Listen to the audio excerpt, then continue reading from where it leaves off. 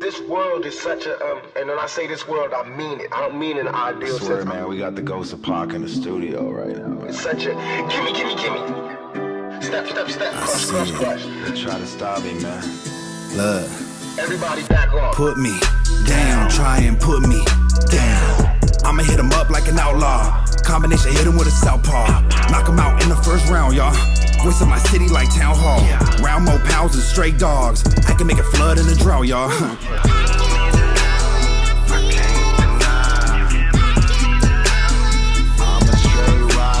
Never gon' settle. All I do is get better. All I do is get cheddar. Pulling up, blowing pressure. Outlaw shit forever. Yes, we back. It's another edition of the Outlaw Show, and this is a super special edition. So I'm not gonna go with a long intro. You know, sometimes I like to give you my guests' credits and all of that shit and what they've done, but you know this face, you know who this is, you've seen him before. He was in your living room pretty much every day for a long period of time, and always had a strong opinion. You know, always repped. I like to say he repped for the culture very well. And I watched TMZ. I was a fan of TMZ. Not only was I a fan, full disclosure, when I moved back to LA in 2013, one of my low-key goals was to like TMZ to run up on me. I mean, to be real with you, even then even more so than now, it just meant that, you know, you walking around in the LA culture when them cameras recognize you, it meant something. It absolutely meant something, especially if they ran up on you at the airport. Right. That was my dream. I wanted to get ran down at LAX. You know what I mean? Just getting off the flight, you know. Right. Shit, long flight in the team. Yo, E.D.I. Right. You know, they know that you're going to be on the flight, right? They know. They got the whole. I always wanted that. It's a list. So how the fuck do they get that information, bro?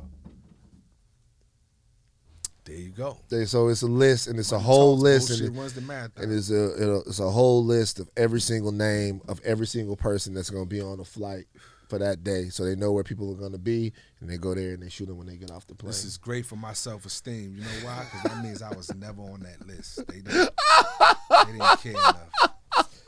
No, you know what it means?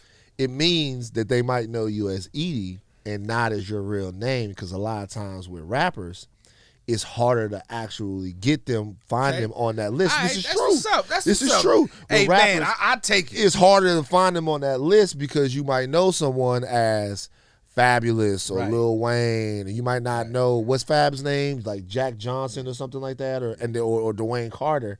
And if you don't have a head in the office that can tell you, hey, that's somebody, then they wouldn't know. I mean, I would be able to go with that Van, but the only thing is in 2013, they had this thing called Wikipedia. And you could pretty much fucking find it. But how they gonna know basics about somebody? At least somebody's name. But how they gonna know the wiki? How they gonna know the wiki that name if they don't know that name is connected to your rap name? I'm Googleable. If you type in E.D.I, my Wikipedia and everything comes up. Right. I feel you. But it's all love. I still, watched TMZ for a long time, and to be honest with you, I kind of fell off around the time where you stopped working there. Yeah. And I'll be honest, it's not on purpose. I just kind of lost interest with the whole model. You know what I mean? What you mean? As far as the running up on celebrities and being in everybody's business. You know what I mean? I think me personally, I just fell out of tune with that. Yeah. You know what I mean? But it coincided with when you left TMZ. Now, that story has already been out there, and a lot of people know about that. We'll maybe touch on that a little bit later, but I want to go to the beginning with you. Where you from, and how you kind of got into media. You know what I mean? I like people's stories, and their backstories is very interesting to me. Right. So I stumbled into it. I'm from Baton Rouge, Louisiana, right? Baton Rouge, Louisiana. Y'all know Baton Rouge. Boosie, Kevin Gates, Webby, Young Boy, Fredo. It's going up. It's very going up right now. Serious in Baton Rouge. It's going up right now. Always has been, but been a little bit more low key with it in terms of national reputation. That's not anything to be proud of. We're doing a lot of work down there to make sure that our city is safe. But so for me, I came out to LA after I had shot a movie. And the movie, didn't shoot it. I was working on the movie. It was called The Reaping. Hurricane came during the filming of the movie. I was like, good time as any to leave and come out to Los Angeles. Right. And, you know, I've told this story before, but me getting into media wasn't me saying, hey, I want to be on TV talking about current events one day, or I want to even be like, I want to be a journalist or anything like that. None of that was in your plans. Nah, not at all. I'm a creative at heart. So what I was doing was freelance writing at the time. Okay. So I had a comedy blog that I was writing. I was writing for Rap Pages magazine. Oh shit. Yeah, I was. I used to support Rap Pages. I was writing for Rap Pages magazine. I was writing for another website called Flicksided. So I was making my bones as a freelance writer in Los Angeles. Gotcha. I was on unemployment, right? Because I had lost my job out here. Right out here, I worked at a place called Capricorn Programs. It's not too far from where we are right now. And, you know, I got a commercial by accident. I reported the wrong income on the commercial. They cut my unemployment down to $75 a week. Wow. And I was like, yo, I got to do something to make some money. This is L.A., y'all. I got to do something to make some money. What year was this? It's 2010, 2011. You know what I mean? So $75 ain't a lot now, and it was nothing. Because, you know, but listen, I'm going to be honest with you. There's a group of people who know what I'm talking about. In those 2 years that the economy was down after the financial crisis and shit, yep. We were on unemployment and just living our creative dreams out here. We were taking acting classes. We were doing all of that stuff because the unemployment was lasting so long that it wasn't like if you were an actor or something, you were going to run out and go get a job at Best Buy or bartending. We were waking up playing basketball all day long, me and my homies, right? And then in the evenings, we were getting our dreams off. Mm. I also, at that point, started up a company where it's called IndieView, where we would do web series. So I was making good uses of my time. I just didn't feel the need to actually hustle because the government was paying for it, right? You know what I'm saying? So I was building my career the entire time. Mm-hmm. The entire time I was building my career, but I had worked the whole time I was in LA and never had the opportunity to really write. Because when I was producing at Capricorn, I was producing 2 television shows, and I didn't have the chance to get into my own stuff, which is why I came out here. So I was like, you know what? I got a little time. I got a little cushion. Let me build up some of these other credits and build up some of these other things and really tap into the creative part of the city. So my employment, got cut, and I went on a site called entertainmentcareers.net, and the first job I saw was TMZ tour guide. Because they had the TMZ tour that was coming around. It's the first job I saw, TMZ tour guide. And I struggled with myself for a second. I was like, I'm about to be 31 years old. Do I really want my homies in Baton Rouge and my mom and my sister, my brothers, everybody to say, you know, Van is actually on a tour bus out there? But, I just felt like it was an opportunity I should look into. And I saw it as being something bigger than I think my first mind let me believe that it was going to be. Wow. So the minute I wrote, even the resume, the cover page for the resume I wrote, I still got it. I wrote something funny, put it out there, and when I got inside there for the interview, Tiffany Drucker, who was the production coordinator at TMZ, then she goes, you know, I chose you because you showed some talent in this. Everybody else was like, oh, I want to work for the industry leader and blah, blah, blah. It's like, no, you showed me who you were. Mm. I got in there. I started in April. By June, I was on TV every day. Wow. 3 months. April 2011, I would have started because I remember it was the day after my birthday. Well, the weekend after my birthday was the first time I was in the office. They were going through the tour guide stuff, and then by June, I had made my way onto the show, and I was on air all the time. So, one of the reasons why I enjoy watching one of the first things that caught my eye, because TMZ was literally for me something that, you know, if I was channel surfing. Mm-hmm. And, you know what I mean, they was talking about something I was interested in, I may stop. Mm-hmm. But then one day I stopped and I saw this big-ass picture of Tupac. Yeah. So of course that shit made me stop, and immediately I'm like, yo, they got a picture of Pac back there. That's kind of dope. Mm-hmm. You know what I mean? Whose idea was that? It's Harvey. Harvey went, like, they were, well, the office as a whole, Harvey put the picture up, but they were talking about people to put in there, and I was like, yo, you should get Tupac, you should get all of that stuff. And like we were talking about it, and he decided, because it's Janis Joplin, it's John Lennon, and it's Tupac in there. And we're all sitting around and we're talking, and it's like, yo, if y'all can put, y'all gonna put passed away celebrities in that room. We talking about we in LA. I'm like, y'all gotta have Pac. Y'all need to have Pac. And then Pac goes up in the room. Yeah. So I mean, that's just the honest to God truth. And from that point on, when I seen that picture, that's when I became like a TMZ fan. So back to you.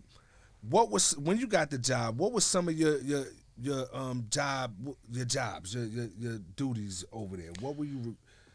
Two were jobs. you still doing the tours?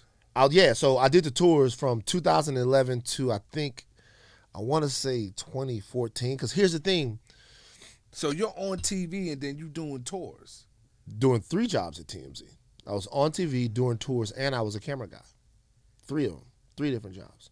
Like man in the camera? Man in the camera. Like on the street, shooting people, running up to celebrities. Oh, okay. So okay. three different jobs. So that 3 different bags? Or is this one big bag? Your one bag gets bigger if you can do 3 different jobs. Put it to you like that. Hello. So I think, and this is an important lesson for people. It doesn't matter where you see yourself going is way more important than how you see yourself. Because what you're going to have to That's a jewel right there. Evolve through to get to who it is that you want to be, you don't even know. Right. Because life is fluid and life is moving all the time. So there might be opportunities put in front of you that you might not know that you were going to have. Right. There might be pitfalls put in front of you that you didn't know you were going to have to jump over. You just got to take the first step. You just got to take the first step. So for me, my thing was this. Once I saw the workings of the place and saw that you could literally go from being a production assistant to being on TV that quickly, my thing was like, how do I make my mark here? Because I look around in the place, and the first thing that I see, and this is the big lie that society tells people, but the first thing that I see when I look around in the place and I go, is there a me here? Like, is there a me? First thing, ask yourself. Like, you step onto a place, you go, is there a me here? The answer to that question will always be no. Always. It's the easiest question. Whenever you step into a room where you want to like improve or go up the corporate ladder or assert yourself or make yourself known, you ask yourself, is there a me here? And the answer is no. And if there's not a you there, then you be as you can be. So when I came to TMZ, I did not see what I thought was a strong black male voice. There's not a shot to Charles. What I'm telling you is that Charles is the executive producer of TMZ. So some of the things that Charles was talking about came from a different purview than me. When I say of my voice, of my generation, of my understanding of hip hop, of where I come from, of sports, I just didn't see it there. And it wouldn't have been there because only I could have it.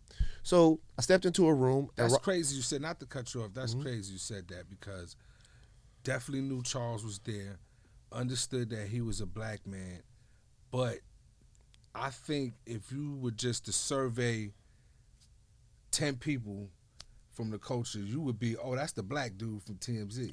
Right. And it would not even be a distinction to be made, and that's not a shot at Charles. Well, no. I definitely don't want to. I definitely don't want to dish Charles. I don't either. Yeah, so I met him before, and he's a great guy, guy. But I don't think. Remember now, it's even different. Charles is 10, 15 years older than me. That's the point. Right yeah, there. So it's the age thing. It's kind of how he dressed. You know what I mean? Yeah, it's different. You know and I mean? You definitely could see the difference. Strong Jamaican brother. Like, there's nothing. I have nothing bad to say about Charles Ladaboudier. But what I will say is it wasn't there. It wasn't a you there. And I saw Nina Parker was there. A strong black woman was at TMZ for sure. She helped me a lot. But I decided to really walk in the room and drop my nuts on these people a little bit, you know. Talk that shit. And when I'm on the tour bus is a whole. They call it a show on wheels. So if it's a show on wheels, let's give the people a show. 2 hours with Van. It's gonna be funny. It's gonna be dangerous, and we gonna own the streets while we in the bus. Nice. You know what I mean? Like, make sure people have a good time. And then with the I never wanted to take one of them tours until right now, but you don't do that no more. like I don't do it anymore. I bet, but look, I'm proud of the fact that we were able to get the tour off the ground. And then with camera, this was my goal with camera. Always have a plan. This was my goal with the camera. My goal with camera was to be the antithesis of what I saw on the street. My first day on the street, celebrities walking down the street, and the paps jump out on them. They're taking pictures, right? Everybody's taking pictures of them. And this guy's had enough of it. And he looks back at them, he goes, how many pictures you guys gonna take? And the paps go, about 10,000, just stay still. And then they all start laughing, right? And I saw what it meant to be in that role and in that job and how people looked at you. Mm-hmm. So my thing is this. I'm there. It's not changing.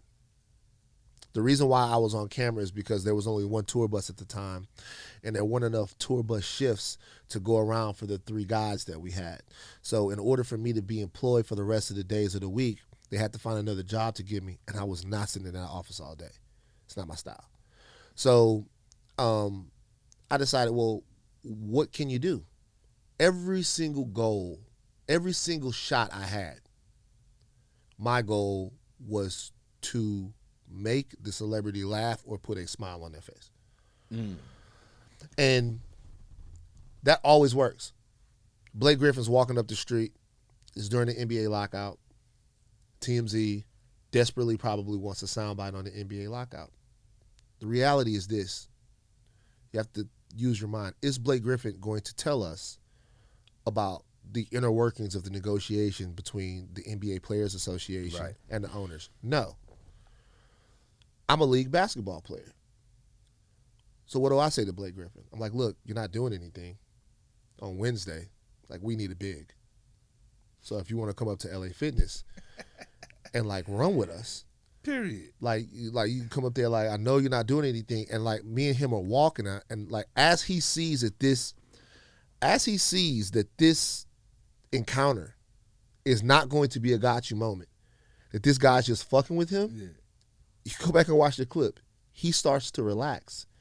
And by the time we get to the end of the block, I say, Blake, I'm going to ask you one more time. And he says, you know what? Maybe. Big, huge clip. Send it back into the office. Everyone's like, oh, my God, he says he's going to come play on your basketball team. And clip goes everywhere. It's on Yahoo, blah, blah, blah, blah, blah, blah, blah, blah. By talking to him like a person and not like a celebrity that I was leeching off of, by just shooting the shit with him, I was able to build little rapports with people and sort of de-parasite myself as much as possible. I still have to do my job, so I still have to ask uncomfortable questions sometimes about relevant set news yourself stories. a little bit I didn't want to be left of the norm. I didn't want to be that. There's no future in that. There's no future, and this is not to diss any of the Paps because those are hardworking guys. But for me, for what I want to do, there's no future in sitting on the block like aggravating people all day. It's not going to help me. Like, we won an Academy Award last year. I had to leave TMZ and then go back into the city and be a part of the industry and not have people thinking that I was going to tell all their secrets. And there's only a couple of ways that you get there from that point. So whatever you do it, but be thinking about what's next. And so that was my deal. Like, that was the way that I looked at it. Just be out there in the camera, goof around, have some fun. Has TMZ ran up on you? They would never. They would just never do that. Nah, they would never. They would never. TMZ run it. Let me tell you why That would be ironic. Let me tell you something. Right there. The reason why I would never, ever be shot by TMZ, ever, don't matter what happened, I could be president of the United States, is because, I'm just going to keep it all the way real with you. Haven't really talked about that. That's a good question. How things work there, it's based around the fact that you need them more than they need you. And that's like, there are a lot of industries like that. Mm-hmm. So if all 5 of us work here, right, and I'm the boss, and I can give you something that everybody else in the town can't give you, like you being on television or you being a part of the biggest news stories or whatever, and I can convince you that you can't get that anywhere else, well, then I can do whatever I want with you. Mm-hmm. Like a lot of sports leagues have that, right? But they just have it on a bigger scale. The most important thing about the NFL is really not about the players themselves, is that there's not another NFL. Facts. No competition. They got a monopoly. Right. So that means that if your goal is to be a football player, it's either that or something way lesser than that. Mm-hmm. Okay. Now the difference between the NFL and anything else is the NFL makes you rich and famous and notable and gives you a ton of prestige. But what if it didn't? What if it was just enough to keep you making enough money that you were doing pretty well, but that you would never go to like the next level? Mm-hmm. Then leaving that and going to something else, when there would be a something else, would be a big, big gamble. That's a fact, and that's very interesting that you put it like that. I want to ask you, when you got to TMZ, did you see TMZ getting to the point where other news outlets will be getting their news from fucking TMZ? It was already like that when I got there, because Michael Jackson. So is that what made? Yeah. That Michael Jackson. Yeah. So let me finish my point about what I was saying about them shooting me real quick, and I'll come back to Michael Jackson. So my point is, if TMZ ever recognized me as like he's a thing without us, it might change the consciousness of everybody else in the office. And it might make them think, hey, I need free the slaves. It might think, hey, I need a little bit more money. I want to go do this. I want to go do that, because I want to start my own TMZ. It's really not a place that you really use to springboard yourself to the next thing. It's the destination, because it was the number one thing in the game. Essentially, you're the only one. Nina Parker for sure. So Nina Parker, Ryan Satin, I want to give love to all of my ex-TMZers who are out there doing their thing. Dax Holt, Nina Parker, and Ryan Satin. Like, Nina Parker for sure is doing amazing. So it does happen. But, you know, it's a good place to be. It was they were at the top of the industry. Now I'll go back to what you were saying like a second ago. What was your question again that you asked? As far as the legitimacy of TMZ, right, and how they got to that point where other news outlets were using their, getting their news from them, and you said that happened. Michael Jackson's death, the King of Pop, MJ. Yeah, Michael Jackson's death. His death, and because they were the first to. They broke it. They broke that. Yeah. They broke it. So we all know what year that was. Yeah, so like Michael Jackson's death, along with, you guys remember Kramer from Seinfeld? Went to the Laugh Factory, fucked up. He went crazy. Yeah. Nigga. Kramer lost his shit, boy. God damn, Kramer. Well, at least that's what they want to. Nah, he wasn't drunk. He was mad. You know, I don't want to shit on Kramer, because maybe Kramer, people like. To me, it's not the N-word. It's always the thing that you put with the N-word. There was this judge. Oh yeah, I see. In Louisiana, you saw that shit. She was talking about, nigger breaking into her car. She was a Lafayette City Court judge. Yeah. Of course, nigger is bad, right? But she also called the man a roach. Yeah. God damn. Yeah. And in that, Kramer said nigger, but he also said 50 years ago, we'd have had you hanging from a tree with a fork stuck up your ass. That's way worse. And so TMZ got that tape. They put that tape out there. That's a notorious story in the office. And so you have a time where these huge stories involving celebrity, you have this one tiny little organization that's scooping all of these other places. And it ushered in an era of new media. For sure. Along with places like Radar Online and Perez Hilton and places like that. It ushered in an era of new media that we're out of now, to be honest with you. But that changed the landscape of how you cover Los Angeles. And so they became the number one name in that game. No doubt. And during that ride, of course, you had the infamous incident with Kanye West. And now I don't want to go into that, because we already know about that. Everybody has seen it, heard about it. But I do want to talk about Kanye West somewhat because I'm a fan, and you were a fan too. You let it be known. I am a fan. During that exchange, how much you fucking loved the dude. You know what I mean? And we all did. And so, you just observing his arc from where he started, and George Bush doesn't care about black people to wearing a Trump hat. Yeah. Like, in just your opinion, what the fuck do you think happened between that Kanye and that Kanye? Nothing. Let me tell you something. Nothing. Let me tell you something. That's profound on a lot of different levels, but go ahead. So let me tell you something. There are a lot of things that could happen to me in the next 15 years. A lot of things. A lot of things people could find out about me in the next 15 years that might disappoint them. What I can tell you right now that will never happen is you will never, ever, ever see me inculcated or at the right hand of the seat of white supremacy.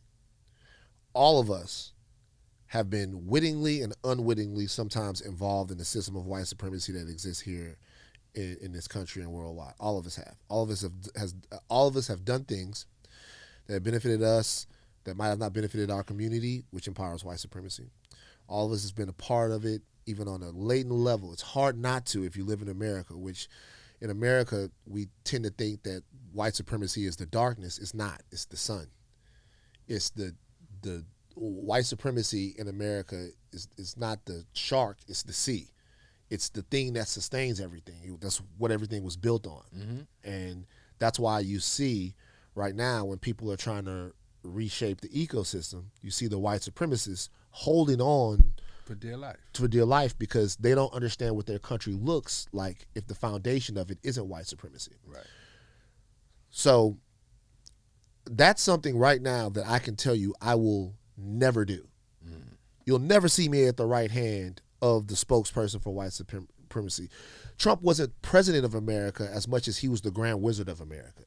You know what I mean? Wow. So the reason why I say nothing happened to Kanye West is because the guy who made that happen, who said George Bush doesn't care about black people, and the guy who was down with Donald Trump, is the exact same guy. The only thing that's different are his surroundings.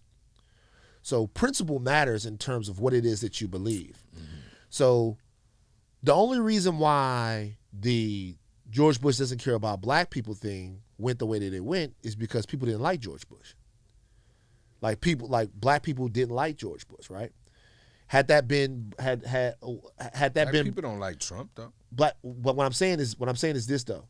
You're a hero when you say that you don't like George Bush, but you're the villain when you say that you love. Well, you put on the MAGA hat. The MAGA hat, right? Had Obama been president and Katrina was playing out like it was, Kanye West would have said the same thing. Kanye West hasn't changed. We have. So you think Kanye West would have said Barack Obama doesn't care about black people? Yeah. Wow.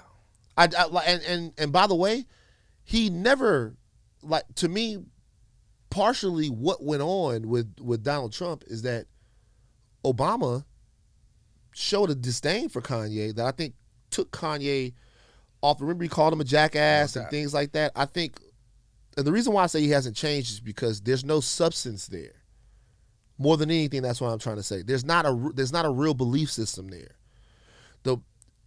People who are, think about all the different phases that he's gone through. That's who he is.